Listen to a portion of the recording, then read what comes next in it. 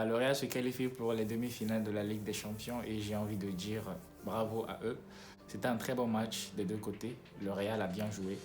Chelsea a très bien joué, n'a pas démérité. Le jeu s'est joué au niveau du milieu. J'ai envie de dire quel match de Valverde et quel match de Modric. Quand vous perdez le match aller, le match retour, l'équipe adverse va tout faire pour faire une remontada. Les équipes adverses viennent avec beaucoup d'ambition, ils essayent de tout faire pour gagner. Donc la première mi-temps, le Real Madrid n'arrivait pas à se trouver. Mais le milieu de terrain a toujours été fidèle à son jeu. Le milieu n'a pas flanché, on va dire. Et à la deuxième mi-temps, Chelsea a marqué le deuxième but et le troisième but. Et là, normalement, un milieu de terrain, peut ne pas y croire. Mais le milieu de terrain du Real Madrid n'a pas flanché. Valverde et Modric, ils ont été fidèles à leur jeu. C'était un jeu, voilà, tant que le milieu de terrain ne flanche pas dans une équipe, c'est toujours jouable. Et Modric, avec la passe décisive qu'il a fait à Rodrigo, ça a relancé le jeu. Et c'est ce que Chelsea oublie, le milieu de terrain du Real Madrid, c'est ça le jeu, le poumon du Real Madrid. Et encore une fois, c'est lui qui sauve, c'est le milieu de terrain qui sauve. Et c'est grâce à Modric qui a joué, qui a été incroyable. Modric, c'est un joueur qui est très bon offensivement, mais aussi très bon défensivement. Les gens ne parlent pas assez du jeu défensif de Modric. Mais Modric, il est incroyable. Et c'est ça qui est la force de Real Madrid. En réalité, on ne se rend pas compte, mais c'est un milieu de terrain qui est non seulement qui est bon offensivement, mais qui est très bon défensivement. Il n'y a pas que Casemiro qui est bon défensivement. Il y a Valverde, tu vas le trouver qui court partout. Et offensivement, il est top. Tu vas trouver Modric, on n'en parle pas. Kroos, on n'en parle pas, même si ce match, il a été un peu... Voilà, parce qu'il y avait N'Golo Kanté au milieu aussi, donc c'est difficile que les trois milieux se retrouvent.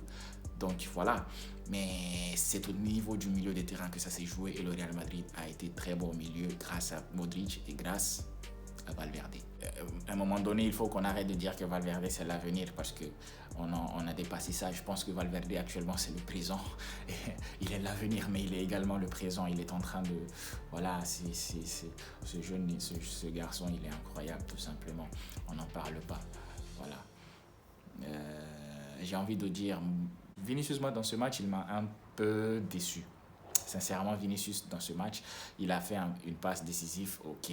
Mais le problème de Vinicius, c'est que parfois, Vinicius, on dirait que c'est un spectateur. C'est-à-dire que dans le terrain de jeu, on dirait qu'il regarde les autres jouer. Il ne sait pas que lui-même, il est joueur, au fait.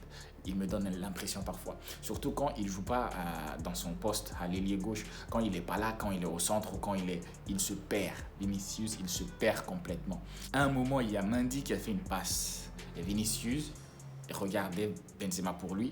La passe, c'était pour Benzema. Alors que lui, il aurait pu avoir cette passe pour marquer. Mais il a vu que Benzema ne peut pas avoir la balle. Il a couru après.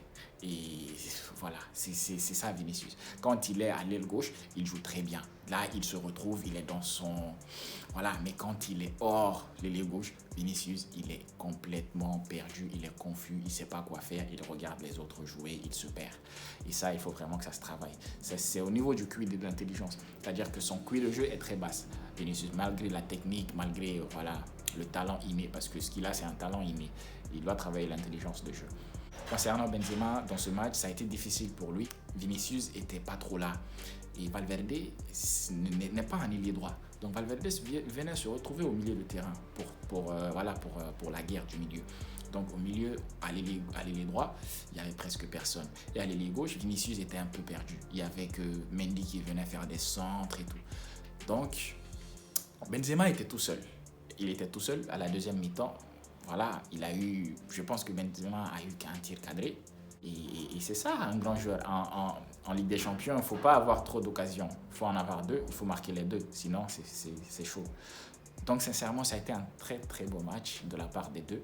Chelsea a fait ce qu'il avait à faire, mais le Real a juste été meilleur. C'est aussi simple que ça. Donc, félicitations aux Madrilènes. Vous avez gagné, ça m'énerve. Voilà, je tiens à le dire, je ne suis pas content, mais félicitations quand même à vous. Et voilà, donc on va voir ce qui va se passer. J'espère que vous aurez Liverpool ou bien Manchester City. Donc voilà, si cette vidéo vous a plu, n'hésitez tout simplement pas à partager, à liker pour plus de visibilité bien sûr, à vous abonner les gars. Je suis à 80 abonnés, je suis trop content, sincèrement. Il me reste plus que 20 abonnés pour arriver aux 100 abonnés. Et ça, c'est grâce à vous. Donc, je vais commencer à y croire. Sincèrement, je n'y croyais pas trop, mais là, je commence à y croire. Là. Donc, allez-y, continuez à vous abonner les gars, continuez à vous abonner. Ça fait plaisir. Moi, c'est Daddy. À la prochaine.